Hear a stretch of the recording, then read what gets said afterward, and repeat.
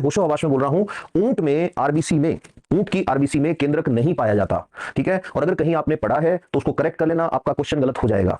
ठीक है, ऊंट की आरबीसी में केंद्रक नहीं होता, लामा की आरबीसी में भी केंद्रक नहीं होता। क्यों नहीं होता, इसका भी रीजन बताता हूं। थोड़ा दिमाग से काम लिया करो। देखो ऊंट क्या है कि साहब, ऊंट मैमल है। हाँ जी, तो जितने भी मैमेलियन एनिमल्स है, मैमेलियन का मतलब जितने भी स्तनधारी प्राणी हैं, सारे के सारे, भले वो ऊंट हो भले वो जिराफ हो, ठीक है, कोई भी एनिमल है जो स्तनधारी है, उनमें क्या होता है बेटा, जो लॉन्ग बोन्स होती हैं, लॉन्ग बोन्स, लंबी जो हड्डियां होती हैं, ऐसे बोन होती है ना ऐसे लंबी, उनकी लॉन्ग बोन्स के अंदर अलग तरह की सेल्स मिलती हैं बेटा, ऐसे रेड कलर की, ठीक है, येलो कलर की, ठीक है, व्हाइट कलर की। व्हाइट तो है ही। अब ये जो रेड कलर वाली सेल है ना, ये रेड कलर वाली सेल, इनको कहते हैं एरिथ्रोपोएटिक स्टेम सेल्स।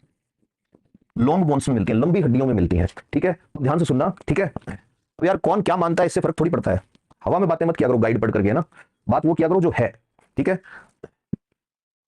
अब सुनो। ठीक है, erythropoietic stem cell, erythropoietic stem cell जो है, इसमें देखो, एरिथ्रोपोएटिक स्टेम सेल जो होती है, इससे आरबीसी बनती है।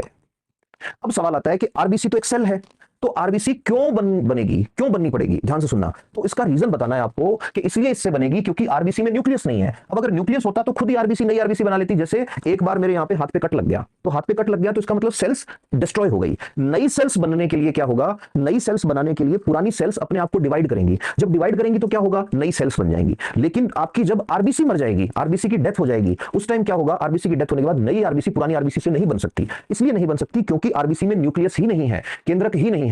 जब केंद्रक नहीं है तो क्या होगा कि आप नई नहीं बना सकते आरबीसी। सर गाइड की बहुत भूमिका होती है, बिना गाइड के कितनी भी मेहनत करो, नहीं ऐसा नहीं है। गाइड की भूमिका होती एक्चुअल में, देखो ये ना, ये बिल्कुल ही गलत लगता है मेरे को ये कांसेप्ट। गाइड अपना रोल प्ले करता है, लेकिन 90% रोल आपके हार्डवर्क का है।